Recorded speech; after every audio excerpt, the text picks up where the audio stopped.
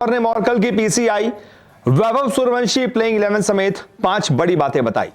जी हां, हर किसी को इंतजार एक ही बात का है कि क्या सूर्यवंशी दूसरा टी20 खेलेंगे। जब कोच मॉर्ने मॉर्कल से मैच के एक दिन पहले जो प्रेस कॉन्फ्रेंस होती है उसमें सवाल पूछा गया तो मॉर्कल ने क्या जवाब दिया, क्या बताया, प्लेइंग 11 कैसी हो सकती है, क्या कॉम्बिनेशन हो सकता है, इसका जवाब क्या दिया, अभिषेक शर्मा संजू सैमसन पर क्या जवाब दिया, यह सारी डिटेल अपनी इस रिपोर्ट में मैं आपको बताता हूं।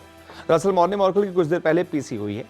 हर मैच से पहले कप्तान या फिर कोच प्रेस कॉन्फ्रेंस करने आते हैं। पिछले मैच में जैसे कि श्रेयस अय्यर आए थे और जब उनसे सवाल पूछा गया तो सूर्यवंशी पर थोड़ा सा चिढ़ गए थे और कहा था कि सिर्फ उसी ने परफॉर्म नहीं किया है, यहाँ सब परफॉर्म करके आए हैं, वर्ल्ड कप जिता कर आए हैं तो पहले उनको मौका देंगे। आज कोच मॉर्ने मॉर्कल वैसे भी थोड़ा सा शांत स्वभाव के हैं, वो गुस्सा नहीं होते हैं, लेकिन जब उनसे सवाल पूछा गया सूर्यवंशी पर तो उनका क्या जवाब था। सबसे बड़ी बात इस प्रेस कॉन्फ्रेंस की पहली बड़ी बात क्या है, वो है मॉर्ने मॉर्कल से जब सूर्यवंशी को लेकर सवाल पूछा गया तो उन्होंने कहा अभी तक के नेट सेशंस में उसने शानदार प्रतिभा दिखाई है। मॉर्ने मॉर्कल ने कहा कि यार आप फॉर द ब्लूज में देख ही रहे होंगे, इंस्टाग्राम पर हम लगातार वीडियोस भी शेयर कर रहे हैं कि कैसे सीनियर जो है खिलाड़ी 15 साल के इस बच्चे को उसका ख्याल रख रहे हैं, उसको टीम में साथ में मिलाने के लिए, टीम के माहौल से रूबरू करवाने के लिए, माहौल में ढालने के लिए उसके साथ लगातार अच्छे से हैं, अच्छा व्यवहार कर रहे हैं और उसको कंफर्ट फील करा रहे हैं ताकि वो कंफर्टेबल हो जाए। जहाँ तक नेट सेशंस की बात है तो उसने बहुत शानदार प्रतिभा अभी तक दिखाई है, मैं उससे बहुत ज़्यादा इंप्रेस हूँ। जहाँ तक बात है सवाल ये है कि उसको मौका मिलेगा या नहीं, तो मौका उसको ज़रूर मिलेगा, लेकिन वो कब मिलेगा ये हम मैच से पहले ही डिसाइड कर पाएंगे। यानी कि एक तरीके से वो भी, यानी कि मॉर्ने मॉर्कल भी इस सवाल से बच निकले कि वैभव सूर्यवंशी दूसरे टी20 में खेलेंगे या फिर नहीं। और देखिए मैच से पहले होती है बातचीत, पूरी होती है मीटिंग, तब प्रेस कॉन्फ्रेंस के लिए कप्तान या फिर कोच कोई भी आता है।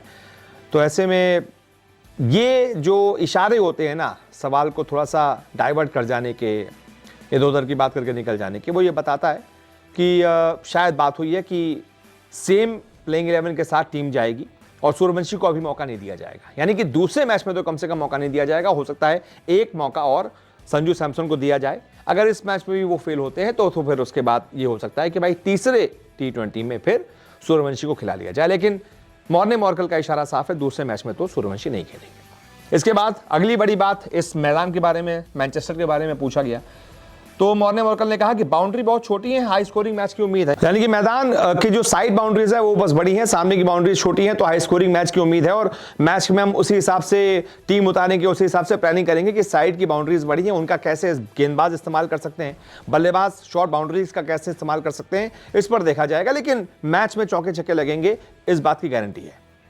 इसके बाद अगली तीसरी बड़ी बात, प्रिंस यादव पर सवाल पूछा गया कि क्या मैनचेस्टर को देखते हुए, वहां की पिच को देखते हुए प्रिंस यादव को मौका दिया जा सकता है।